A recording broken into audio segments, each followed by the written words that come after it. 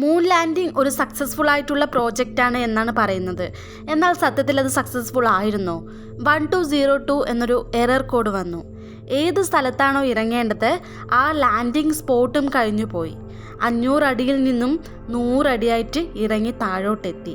ഇനിയും 1 സെക്കൻഡിന് മാത്രമേ fuel balance ഉള്ളൂ എന്നൊരു ഇൻഡിക്കേറ്റ് ലൈറ്റ് വന്നു. ഏകദേശം ആ മിഷൻ ഫെയിലിയർ ആവേണ്ടതായിരുന്നു. 6 മണിക്കൂറിന് ശേഷം നീൽ ആംസ്ട്രോങ് നമ്മുടെ ചന്ദ്രനിൽ ഇറങ്ങുന്നു.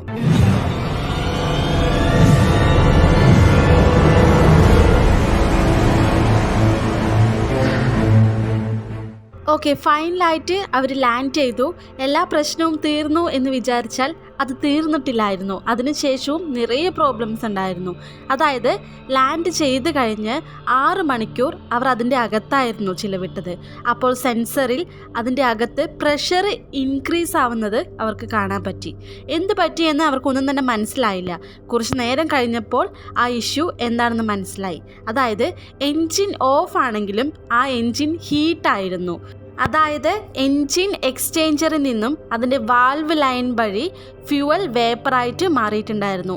അതുകൊണ്ട് തന്നെ എൻജിൻ്റെ ചൂട് അതൊരു പ്രഷറാണ് ക്രിയേറ്റ് ചെയ്തത്. ആ ഒരു പ്രഷറായിരുന്നു സെൻസറിൽ കാണിച്ചത്. ഈ പ്രഷർ കൂടുതലായാൽ ചിലപ്പോൾ അത് പൊട്ടിത്തെറിക്കാൻ ചാൻസ് ഉണ്ട്.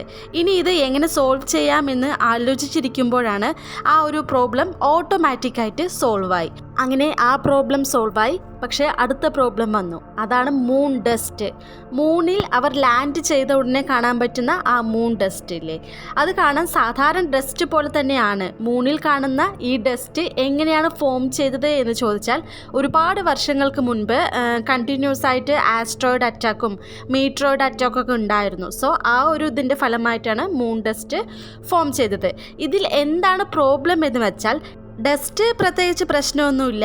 എന്നാൽ ചിലപ്പോൾ ആ ഡസ്റ്റിന് അടിയിലായിട്ട് ഷാർപ്പായിട്ടുള്ള കല്ലുകൾ, പാറകൾ അങ്ങനെയെല്ലാം കാണാം. അതായത് ആ പാറകൾക്ക് മേലെയോ അല്ലെങ്കിൽ കല്ലുകൾക്ക് മേലെയോ ഡസ്റ്റ് വന്ന് മൂടിയാൽ നമുക്കത് മനസ്സിലാക്കാൻ സാധിക്കില്ല. അപ്പോൾ ഇവർ നടന്നു പോകുമ്പോഴോ അങ്ങനെ എന്തെങ്കിലും അവരുടെ ആ കല്ലുകൾ അവരുടെ സ്പേസ് സ്യൂട്ടിലോ എന്തെങ്കിലും തട്ടി കേടാവാൻ ചാൻസ് ഉണ്ട്. സോ അതൊരു പേടിയായിരുന്നു അവർക്ക്. അടുത്തത് ഇവരുടെ ബാഗിൽ അല്ലെങ്കിൽ ഇവരുടെ സ്പേസ് സ്യൂട്ടിൽ നിറയെ സിബുകളുണ്ട്. അതിൽ ആ മൂൺ ഡസ്റ്റ് പോയിരുന്ന് ആ സിബ് എങ്ങാനും അടയ്ക്കാൻ അല്ലെങ്കിൽ ക്ലോസ് ചെയ്യാൻ കഴിഞ്ഞില്ലെങ്കിൽ അതൊരു പ്രോബ്ലം ആവും. സോ ഇങ്ങനെ ഇതുപോലെയുള്ള ചെറിയ ചെറിയ കാര്യങ്ങൾ പോലും വലിയ പ്രോബ്ലം ഉണ്ടാക്കാൻ കഴിയും. സോ അത് അവർക്ക് ഓൾറെഡി അറിയാവുന്നത് കൊണ്ട് തന്നെ അവർ കൂടുതലായിട്ട് കെയർഫുള്ളായിട്ടിരുന്നു. 2.5 മണിക്കൂറാണ് ഇവർ ചന്ദ്രനിൽ ചിലവിട്ടത്. ഓൾറെഡി 6.5 മണിക്കൂർ കഴിഞ്ഞാണ് അവർ ലൂണാർ മൊഡ്യൂളിൽ നിന്ന് തന്നെ പുറത്തേക്ക് ഇറങ്ങിയത്. പുറത്തേക്ക് ഇറങ്ങിയ ശേഷം ഇവർക്ക് ഒരുപാട് കാര്യങ്ങൾ ചെയ്യാനുണ്ടായിരുന്നു. ലൂണാർ മൊഡ്യൂളിൻ്റെ പുറത്തേക്ക് വന്നാൽ അതിൻ്റെ ആക്സസ് എല്ലാം ചെക്ക് ചെയ്യണം. അകത്തെ പ്രഷർ എല്ലാം റീപ്രഷർ ചെയ്യണം. അതുപോലെ തന്നെ ക്യാബിൻ കറക്റ്റായിട്ട് മെയിൻറ്റെയിൻ ചെയ്യണം. അവരുടെ ബാക്ക് പാക്ക് ഡിസ്കണക്ട് ചെയ്യണം. അങ്ങനെയൊക്കെ ഒരുപാട് പരിപാടികൾ അവർക്കുണ്ടായിരുന്നു. ഇതെല്ലാം കഴിഞ്ഞ് അവർ പോകുമ്പോൾ ആവശ്യമില്ലാത്ത ഇൻസ്ട്രുമെൻറ്റ്സ്, അതുപോലെ തന്നെ ആവശ്യമില്ലാത്ത വെയിറ്റ് അതെല്ലാം തന്നെ അവിടെ തന്നെ നിക്ഷേപിക്കേണ്ടതുണ്ട്. സോ അതൊക്കെ ചെയ്യണം. ഇവരിങ്ങനെ എല്ലാം ചെയ്ത് ലൂണാർ മൊഡ്യൂളിൻ്റെ അകത്തോട്ട് പോകും, കാര്യങ്ങളെല്ലാം ചെയ്യും. അത് കഴിഞ്ഞ് പുറത്തോട്ട് ഇറങ്ങും. സോ അവിടെയുള്ള കാര്യങ്ങളെല്ലാം ചെയ്യും. പിന്നെയും അകത്തോട്ട് പോകും. അങ്ങനെ അകത്തും പുറത്തുമായിട്ട് വന്നുകൊണ്ടിരിക്കുമ്പോഴാണ് അവിടെ ഒരു പ്രശ്നമുണ്ടായത്. അതായത് ഇവരിങ്ങനെ അകത്തും പുറത്തോട്ടുമായിട്ട് വരുമ്പോൾ ലൂണാർ മൊഡ്യൂളിൻ്റെ കൺസ്യൂളിൻ്റെ ഒരു സ്വിച്ച് പൊട്ടിപ്പോയി. ലൂണാർ മൊഡ്യൂൾ വളരെ ചെറുതാണ്, അതിൻ്റെ ക്യാബിനും വളരെ ചെറുതാണ്. ഇവർ ഇടയ്ക്കിടയ്ക്ക് ഇങ്ങനെ വന്നു പോയിക്കൊണ്ടിരുന്നപ്പോൾ ഇവരുടെ സ്പേസ് സ്യൂട്ട് തട്ടിയിട്ടാവും ചിലപ്പോൾ ആ സ്വിച്ച് പൊട്ടിപ്പോയത്. സോ ആ സ്വിച്ച് ഓൺ ആക്കിയാൽ മാത്രമേ ലൂണാർ മൊഡ്യൂൾ ടേക്ക് ഓഫ് ചെയ്യാൻ പറ്റൂ. ആ സ്വിച്ചാണ് ഇപ്പോൾ പൊട്ടിപ്പോയിരിക്കുന്നത്. അവർ കുറേ ട്രൈ ചെയ്തു, എന്ത് ചെയ്തിട്ടും അവർക്കത് ഓൺ ചെയ്യാൻ കഴിഞ്ഞില്ല. അതിനുശേഷം സ്വിച്ച് പൊട്ടിയാലും അതിനകത്ത് ഒരു ബട്ടൺ കാണുമല്ലോ. ഒരു സ്പേസ് പെൻ എടുത്തിട്ട് അവർ ആ ബട്ടണിലോട്ട് കുത്തി അതിനെ ഓണാക്കാൻ ശ്രമിക്കുന്നു. അങ്ങനെ അത് ഓൺ ആവുന്നു. പക്ഷേ ഇതൊരു ചെറിയ കാര്യമാണ്, ആ ഒരു സ്വിച്ചിൻ്റെ കാര്യമേ ഉള്ളൂ. പക്ഷെ അതിൻ്റെ നെഗറ്റീവായിട്ട് നിങ്ങളൊന്ന് ആലോചിച്ച് നോക്കൂ. ഇതൊരു ചെറിയ പ്രശ്നമാണെങ്കിൽ പോലും വിപരീത ഫലം അത് വളരെ വലുതാണ്. അവർ അവിടെ തന്നെ ഇരിക്കേണ്ടി വരും.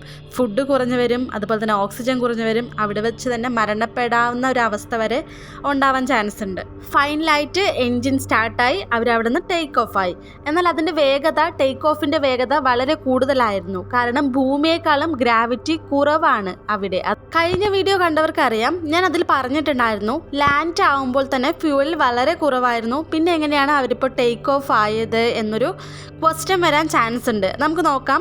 ലൂണാർ മൊഡ്യൂളിന് 2 വശങ്ങളുണ്ട്, അല്ലെങ്കിൽ 2 പാർട്സ് ഉണ്ട്, വേർപെടുത്താവുന്ന 2 പാർട്സ് ഉണ്ട്.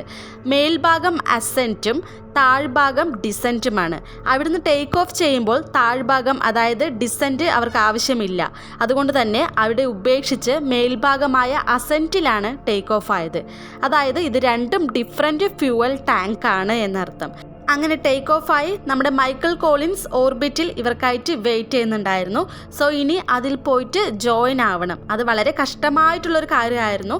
അത് വളരെ സക്സസ് ആയിട്ട് തന്നെ അവർ ചെയ്തു. പിന്നെ നീൽ ആംസ്ട്രോങ്ങിൻ്റെ ഒരു ബുക്കാണ് ഫസ്റ്റ് മാൻ. അതിൽ നീൽ ആംസ്ട്രോങ്ങിൻ്റെ എല്ലാ കാര്യങ്ങളും, അതുപോലെ തന്നെ മൂൺ ലാൻഡിങ്ങിനെ കുറിച്ചൊക്കെ വളരെ വ്യക്തമായിട്ട് പറഞ്ഞിട്ടുണ്ട്. അതൊരു സിനിമയായിട്ട് ഇറങ്ങിയിട്ടുണ്ട്. സോ അത് നിങ്ങൾക്ക് കാണാവുന്നതാണ്. അപ്പോൾ കൂടുതൽ വ്യക്തമായിട്ട് മനസ്സിലാക്കാൻ സാധിക്കും. അതുകൂടാതെ from the earth to the moon, അതിൽ മൂൺ ലാൻഡിങ് അതിൽ വളരെ കറക്റ്റായിട്ട് ക്ലിയർ ആയിട്ട് കാണിച്ചിട്ടുണ്ട്. അത് കണ്ടാലും നിങ്ങൾക്ക് മൂൺ ലാൻഡിങ്ങിനെ കുറിച്ച് ഒരുപാട് കാര്യങ്ങൾ മനസ്സിലാക്കാൻ സാധിക്കും. ഇതുപോലെ മൂൺ ലാൻഡിങ്ങിനെ കുറിച്ചിട്ട് നിറയെ പുസ്തകങ്ങൾ വന്നിട്ടുണ്ട്, സിനിമകൾ വന്നിട്ടുണ്ട്, അതുപോലെ ഒരുപാട് ഡോക്യുമെൻ്ററി ഒക്കെ ഉണ്ട്. സോ അതൊക്കെ കണ്ടാൽ കുറച്ചുകൂടെ ക്ലിയർ ആയിട്ടും കുറച്ചുകൂടെ കൂടുതലായിട്ടും മനസ്സിലാക്കാൻ സാധിക്കും. ഓക്കെ, അങ്ങനെ എല്ലാ പ്രോബ്ലവും തീർന്നു. അവർ ഭൂമിയിലോട്ട് വരികയാണ്. ഇനി ഒരു പ്രോബ്ലവും തന്നെ ഇല്ല എന്ന് വിചാരിച്ചാൽ അവിടെ തീർന്നിട്ടില്ലായിരുന്നു. അവിടെയും ഒരുപാട് പ്രശ്നങ്ങൾ ഉണ്ടായിരുന്നു. അവരുടെ ലൂണാർ മൊഡ്യൂളും അതുപോലെ തന്നെ കമാൻഡ് മൊഡ്യൂളും ഒന്നായ ശേഷം അത് കൊളംബിയ എന്ന് പറയും. ആ ഒരു കൊളംബിയ ഭൂമിയുടെ അകത്തോട്ട് വന്നു, അറ്റ്മോസ്ഫിയറിൽ വന്നു. അതിനുശേഷം സർവീസ് മൊഡ്യൂളിൻ്റെ ആവശ്യം അവിടെ ഇല്ല, അത് വേർപിരിയുന്നു. ഇപ്പോൾ അവർ 3 പേരും കമാൻഡ് മൊഡ്യൂളിൽ മാത്രമായിട്ടാണ്. അങ്ങനെ കമാൻഡ് മൊഡ്യൂൾ നമ്മുടെ ഭൂമിയുടെ അറ്റ്മോസ്ഫിയറിലേക്ക് പ്രവേശിക്കുന്നു. ഇപ്പോൾ ഇവിടെ എന്താണ് പ്രോബ്ലം എന്ന് വെച്ചാൽ, ഈ സർവീസ് മൊഡ്യൂൾ ഇവർ തമ്മിൽ വേർപിരിയുമല്ലോ. ആ ഒരു സമയത്ത് ഈ സർവീസ് മൊഡ്യൂൾ അതിൻ്റെ പ്രഷർ യൂസ് ചെയ്തിട്ട് കുറച്ച് അകന്ന് പോകണം. ബട്ട് ഈ സർവീസ് മൊഡ്യൂൾ വേർപിരിഞ്ഞ ശേഷവും കമാൻഡ് മൊഡ്യൂളിൻ്റെ കൂടെ തന്നെ വീഴാൻ തുടങ്ങി. അതായത് കമാൻഡ് മൊഡ്യൂൾ താഴെയായിട്ടും സർവീസ് മൊഡ്യൂൾ അതിൻ്റെ മേലെയായിട്ടും രണ്ടും ഒപ്പം തന്നെ വരാൻ തുടങ്ങി. സോ ഒരു സ്പേസ് ക്രാഫ്റ്റ് ഭൂമിയിലോട്ട് കടക്കുകയാണെന്ന് വെച്ചാൽ ഉറപ്പായാലും അതിലെന്തുണ്ടാവും? ഹീറ്റ്. അതുപോലെ തന്നെ എന്തുണ്ടാവും? ഫയർ ഉണ്ടാവും. സോ ഇത് രണ്ടും ഒരുമിച്ച് വീഴുകയാണെങ്കിൽ അവരുടെ ആ മേൽഭാഗത്തെ നമ്മുടെ സർവീസ് മൊഡ്യൂളിൻ്റെ ഹീറ്റ് കമാൻഡ് മൊഡ്യൂൾ എങ്ങാനും തട്ടുകയാണെങ്കിൽ ഇവരവിടെ വെച്ച് പൊട്ടിത്തെറിക്കാൻ വരെ ചാൻസ് ഉണ്ട്. സോ ആ ഒരു പ്രശ്നങ്ങളൊന്നും ഉണ്ടായിരുന്നില്ല. കമാൻഡ് മൊഡ്യൂളും അതുപോലെ തന്നെ സർവീസ് മൊഡ്യൂളും ഒരുമിച്ച് തന്നെ വന്ന് വീണു. പക്ഷേ കുറച്ചും കൂടെ അപ്പുറത്തായിട്ട് ഇപ്പുറത്തായിട്ടുമാണ് വീണത്. സോ അവിടെ ഒരു പ്രശ്നം തന്നെ സംഭവിച്ചിട്ടുണ്ടായിരുന്നില്ല.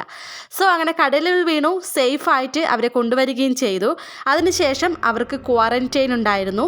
3 ആഴ്ചയായിട്ടായിരുന്നു ക്വാറന്റൈൻ ഉണ്ടായിരുന്നത്. കാരണം അവർ മറ്റൊരു ഗ്രഹത്തിലേക്കാണ് പോയി വന്നത്.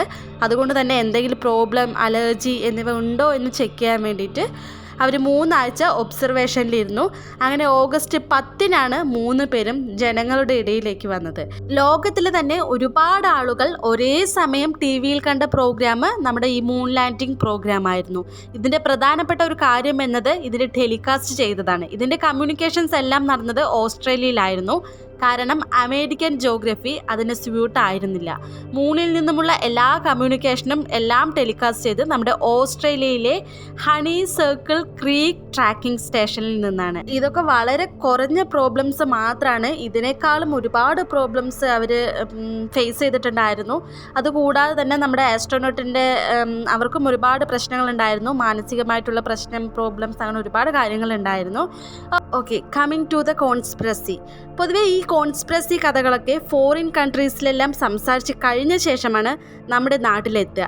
ഒരു കാലഘട്ടത്തിൽ ഈ മൂൺ ലാൻഡിംഗ് കോൺസ്പിറസി സംസാരിച്ചവർ തന്നെ നാസയുടെ മ്യൂസിയത്തിൽ പോയി അവർ ഉപയോഗിച്ച സ്പേസ് സ്യൂട്ട് മുതൽ ഇറങ്ങി വന്ന ക്യാപ്സ്യൂൾ വരെ എല്ലാം ഉണ്ടായിരുന്നു അവിടെ. അത് കണ്ടിട്ട് ഓക്കെ ശരിയാണ് എന്ന് പറഞ്ഞ് ഒരുപാട് ആർട്ടിക്കിൾസൊക്കെ എഴുതിയിട്ടുണ്ടായിരുന്നു. പക്ഷെ അതൊന്നും തന്നെ പബ്ലിഷായിട്ട് പുറത്ത് വന്നില്ല. എന്നാൽ ആ ഒരു വിത്ത് ഇപ്പോഴും വിട്ടുപോയിട്ടില്ല. ഇപ്പോഴും ചോദിക്കുന്ന ഒരു ചോദ്യമുണ്ട്. നീൽ ആംസ്ട്രോങ് കഴിഞ്ഞ് പിന്നെ എന്താണ് ആരും തന്നെ ചന്ദ്രനിലോട്ട് പോകാത്തത് എന്ന്. എന്നാൽ നമ്മുടെ കയ്യിലുള്ള മൊബൈൽ എടുത്ത് മൂൺ ലാൻഡിംഗ് എന്ന് ടൈപ്പ് ചെയ്ത് നോക്കിയാൽ തന്നെ ഇതുവരെ 6 തവണ നമ്മൾ ചന്ദ്രനിൽ പോയി വന്നിട്ടുണ്ട്. ഏകദേശം 12 പേർ ചന്ദ്രനിൽ കാലുകുത്തിയിട്ടുണ്ട്. പക്ഷേ അതൊന്ന് എടുത്തു നോക്കാൻ പോലും ആർക്കും ഇപ്പോൾ സമയമില്ല. ചന്ദ്രനിൽ ലൈഫ് സാധ്യമല്ല, പക്ഷേ എക്സ്പ്ലോറേഷൻസ് ഒക്കെ നടത്താം. അതിന് നമ്മുടെ റോവറും ലാൻഡറും തന്നെ വളരെ ധാരാളമാണ്. പിന്നെ നേരിട്ട് പോവുക എന്നുള്ളത് നമ്മൾ അടുത്തുള്ള കടയിൽ പാൽ പാക്കറ്റ് വാങ്ങാൻ ബെൻസ് കാറിൽ പോകുന്ന പോലെയാണ്. സോ ഇതാണ് ഇന്നത്തെ വീഡിയോ ഇഷ്ടമായെങ്കിൽ ലൈക്ക് ചെയ്യുക, ഷെയർ ചെയ്യുക, ചാനൽ മറക്കാതെ സബ്സ്ക്രൈബ് ചെയ്യുക. താങ്ക്